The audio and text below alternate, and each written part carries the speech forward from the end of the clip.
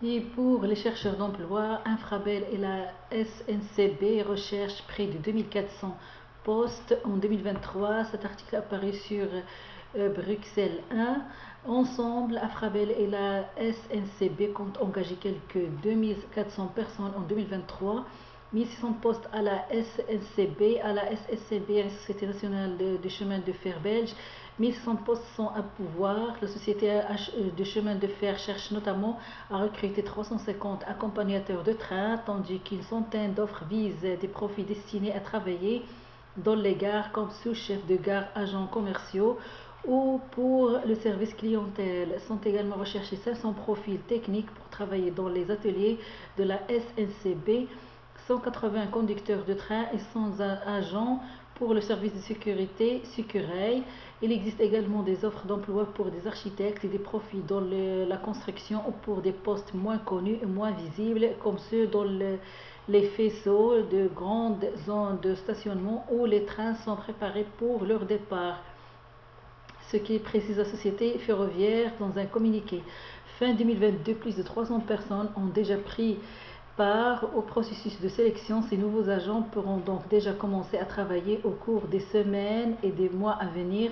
La moitié d'entre eux débutera dès ce mois de janvier, ajoute la SNCB.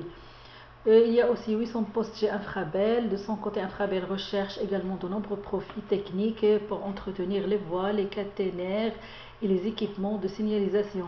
Les gestionnaires de rails entendent combler 800 postes vacants, dont 450 concernant plus particulièrement ces profils très demandés sur le marché du travail, affirme son porte-parole Thomas Becken.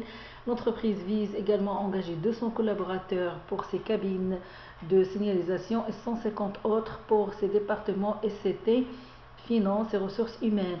Pour combler postes vacants, Infrabel et la SNCB mèneront plusieurs campagnes de recrutement au cours de l'année.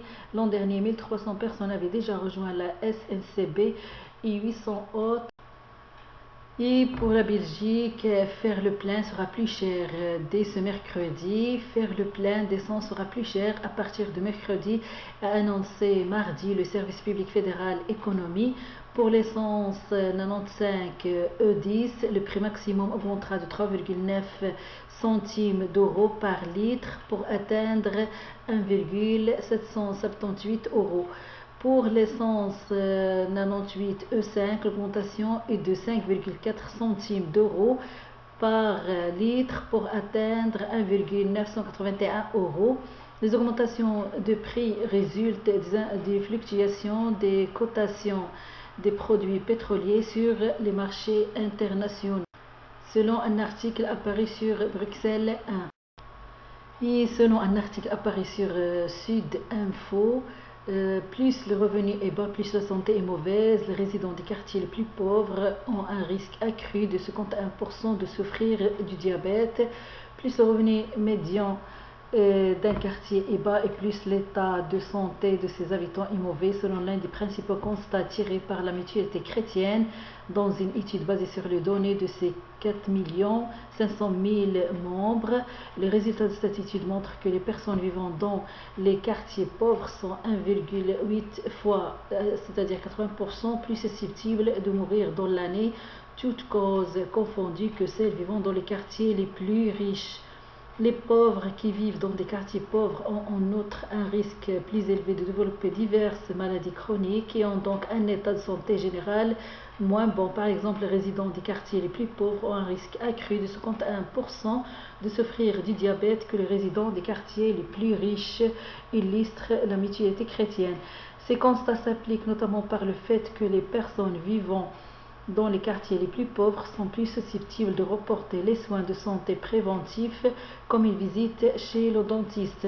En revanche, lorsqu'il s'agit de soins hospitaliers, la mutualité chrétienne remarque que le recours augmente lorsque le revenu diminue.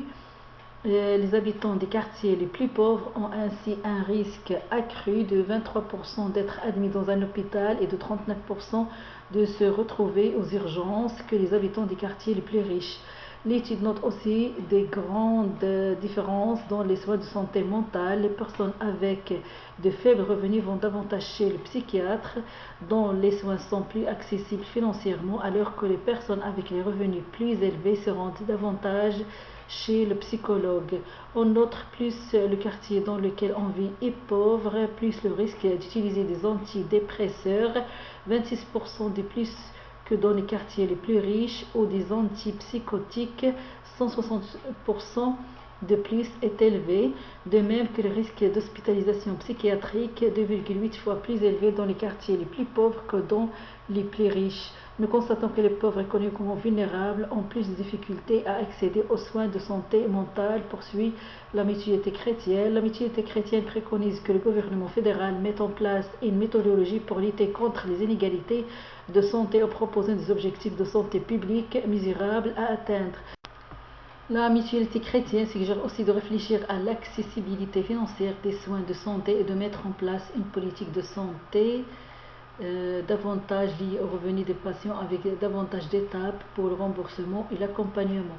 Enfin, la Mutualité chrétienne plaide pour une approche globale de la santé dans toutes les politiques, en veillant avant tout à ce que chacun ait les moyens de satisfaire ses besoins fondamentaux: logement, nourriture, chauffage, soins de santé. La santé doit donc être envisagée de manière très large et non réduite à un seul domaine de compétences.